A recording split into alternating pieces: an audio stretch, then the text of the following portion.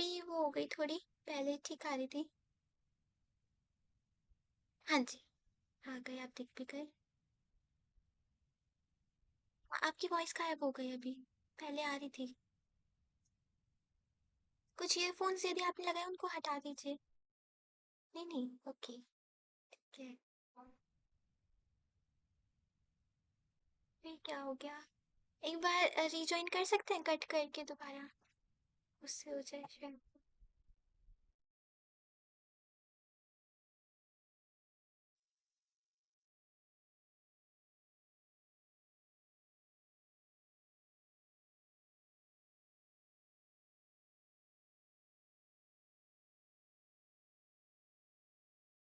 इंद्रानी माता जी, आप सपोर्ट करने के लिए आए हैं दीदी को। आप कब देंगे आपके भी बच्चे प्रेजेंटेशन अभी? हरे कृष्ण दीदी, अभी आ रही है? हाँ जी, अभी आ रही है।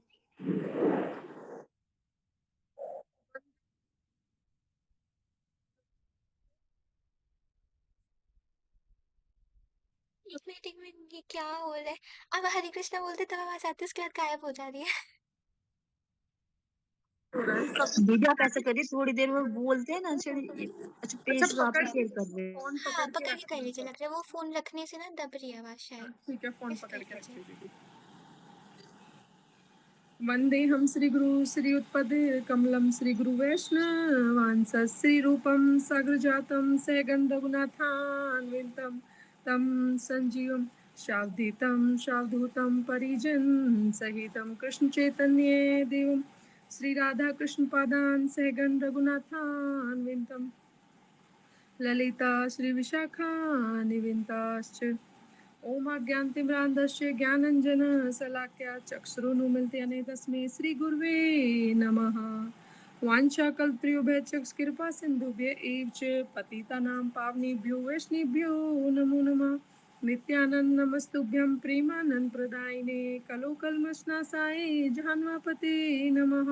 नमो महावदन्याय कृष्ण प्रेम प्रदायते कृष्णाय कृष्ण चैतन्य नामने गौरतिस्वे नमः।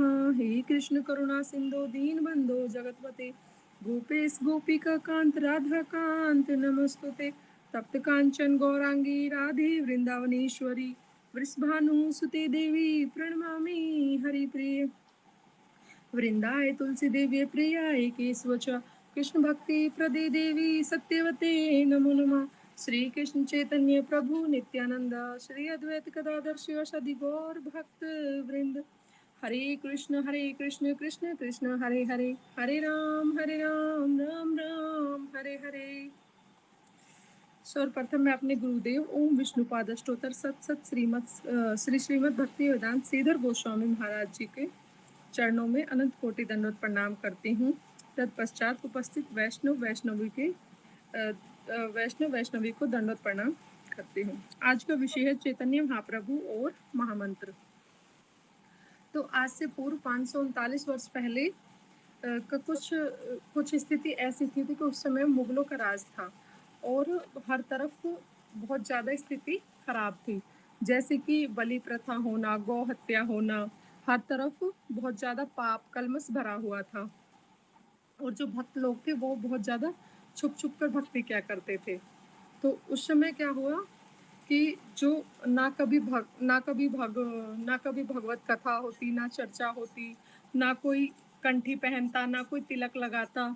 तो इस तरह से जो सभी भगत जन थे वो बहुत ज़्यादा डरे हुए रहते थे।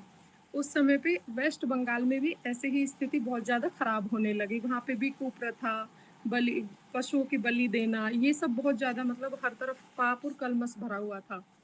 उसके बाद में हमारे उस समय एक आचार्य हुए, अद्वैताचार्य जी, जो कि कोई साधारण नहीं थे। वो कौन है? भगवान विष्णु और शिव के मिश्रित अंश है।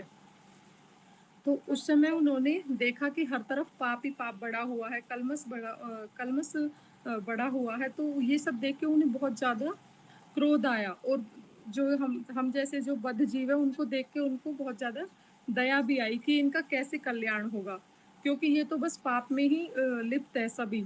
तो ये सब देखकर उन्होंने भगवान को याद किया। उन्होंने शास्त्रों में पढ़ा हुआ था, जैसे भगवत गीता में एक श्लोक आता है पत्रं पुष्पं फलं तोयं यो मे भक्त्या प्रयच्छति तदं भक्त्या उपहृतम् अस्नामि पर्यतात्मनः। इस श्लोक में उन्होंने भगवत गीता में उन्होंने पढ़ा था कि भगवान को याद करने के लिए या भगवान को पुकारने के लिए कोई बहुत ज़्यादा 36 व्यंजन 56 भोगों की आवश्यकता नहीं है, बहुत ज़्यादा सामग्रियों की आवश्यकता नहीं है। भगवान तो केवल एक पत्र, एक पुष्प, फल और थोड़े से जल से भी भगवान को बुलाया जा सकता है। तो उन्होंने क्या किया कि एक अपने हाथ में चुल्लू भर जल लिया और उसमें तुलसी पत्र रखा और भगवान को याद किया और एक बहुत जोर से हुकार भरी। तो उन्होंने हुकार भरी तो क्या हुआ, भगवान क्षीर सागर में बैठे हुए थे और वहाँ पे बैठे उनका सिंहासन जो है हिल उठा। तभी भगवान ने देखा कि मेरा भक्त मुझे पुकार रहा है और भगवान तो करुणामयी है, कृपामयी है। उन्होंने देखा कि मेरा भक्त मुझे पुकार रहा है तो भगवान तुरंत किसके रूप में इस धराधाम पर आए, चैतन्य महाप्रभु के रूप में इस धराधाम पर अवतरित हुए। और इस धराधाम पर केवल अवतरित नहीं हुए, हम जैसे जो बद्ध जीव है, जो कि इस माया से ग्रस्त है, इनके लिए, इनके कल्याण के लिए उन्होंने हरिनाम महामंत्र का प्रचार भी किया। और वो स्वयं भगवान होकर भी उन्होंने कभी भी हमेशा मतलब हम जैसे लोगों को ये संदेश देने के लिए कि किस प्रकार भक्ति करनी चाहिए, किस प्रकार हरि नाम का जाप करना चाहिए, उन्होंने हमेशा इस तरह का आचरण किया। उन्होंने कभी भी ऐसा नहीं दर्शाया कि वो भगवान है, वो स्वयं हमेशा भगवान की भक्ति में लीन रहते और भक्तों को और हम जैसे वैष्णव, हम सभी वैष्णवों को ये ऐसा आचरण करके दिखाते कि हमें उनके जो उनके पदों पे चलना चाहिए, है ना? तो इस प्रकार जो भगवान चैतन्य महाप्रभु जी है वो 539 साल लगभग पहले क्या हुआ, अवतरित हुए। और उसके बाद में उन्होंने सबको बताया भी कि जो कलयुग है, अभी जैसे कि हम सब इसमें बद्ध जीव है, हम सब ग्रस्त है कलयुग में, तो हमारा कल्याण कैसे होगा, हम सबका कल्याण कैसे होगा? उसमें हम एक श्लोक के माध्यम से भगवत गीता में जैसे भागवतम में हमें बताया गया है, जैसे क्रेते यद ध्यायतो विष्णुं त्रेतायां यजतो मखे द्वापरे परिचर्यायां कलो तद हरि कीर्तनात्। इस श्लोक में हमें बताया गया है कि जब यानी कि सतयुग में लोगों की जो आयु होती थी कई हजारों वर्षों तक होती थी, तो वो क्या करते थे, कई कई हजारों वर्षों तक तपस्या करते थे, तपस्या करते थे, भगवान का ध्यान करते थे, भगवान को याद करते थे। उसके बाद में जब त्रेता युग आया, उसमें क्या होता था, बहुत ज़्यादा यज्ञ वगैरह होते थे। ऐसे यज्ञ होते थे कि जिस भी भगवान उस समय के जो ब्राह्मण थे, वो भी बहुत ही आचरणशील थे और जिस भी भगवान का वो आह्वान करते, जिस भी देवता को वो आह्वान करते, वो क्या होते, स्वयं प्रकट हो जाते। तो उस समय के जो ब्राह्मण थे, वो भी बहुत ज़्यादा आचरणशील थे और शुद्ध थे।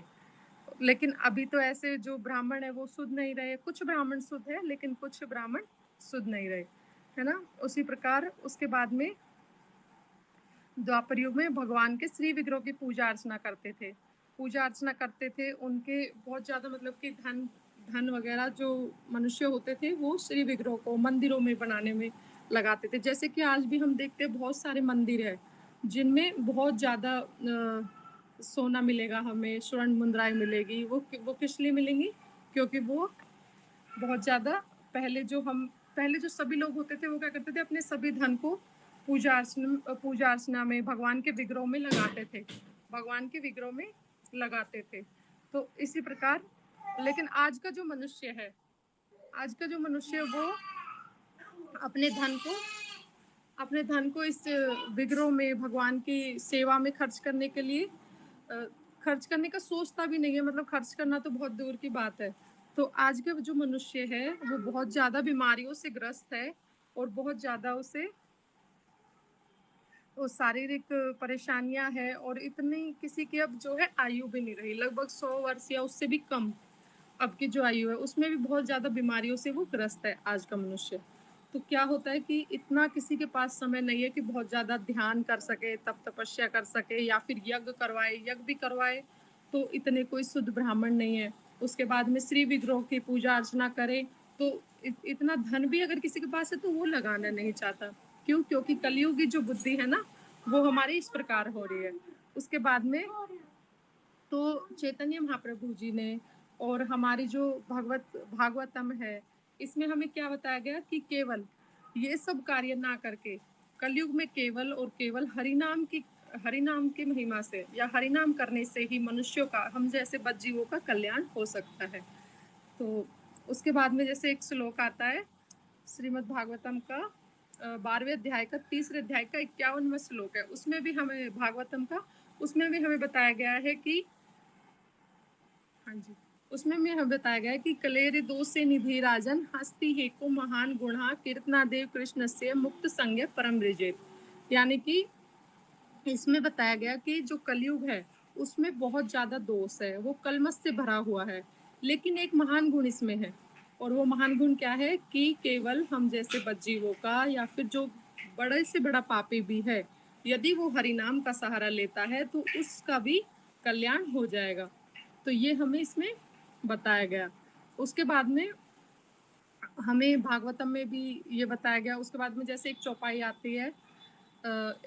आती है, कलयुग केवल नाम अधारा सुमिर सुमिर नर उतर ही पारा। यानी कि हमें बहुत ज्यादा तप तपस्या ध्यान ये सब कुछ करने की जरूरत नहीं है। हम बैठे बैठे किसी भी स्थान पे किसी भी समय केवल हरिनाम करने से ही हम जैसे मनुष्यों का क्या हो सकता है, उद्धार हो सकता है और हमें भगवत प्राप्ति भी हो सकती है।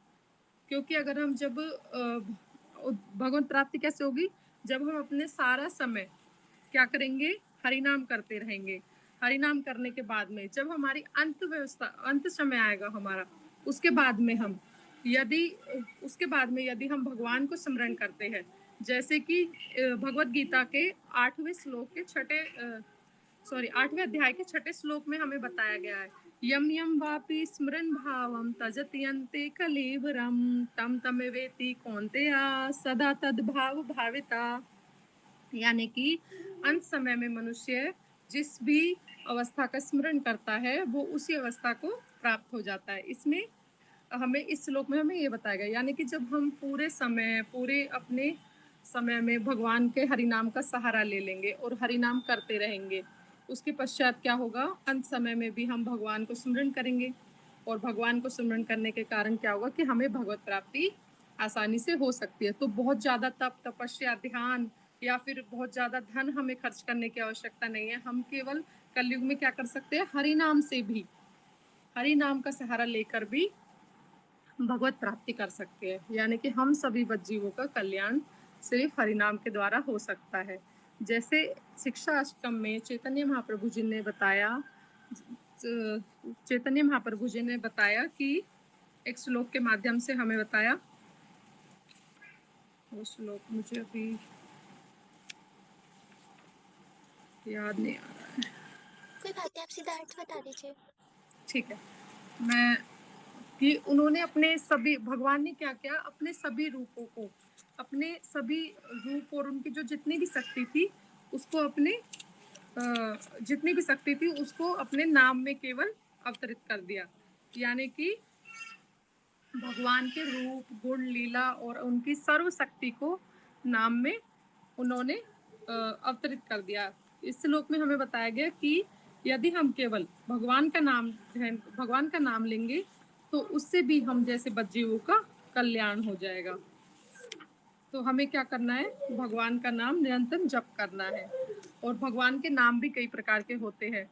एक होता है कि जब हम मन मन में भगवान का नाम लेते हैं, दूसरा होता है उपांशु, यानी कि हम बहुत जोर जोर से, यानी कि अभी जैसे हम बैठे हैं इस समय हम जोर जोर से महामंत्र करते हैं, हरे कृष्ण कृष्ण कृष्ण हरे हरे, हरे राम राम राम हरे हरे।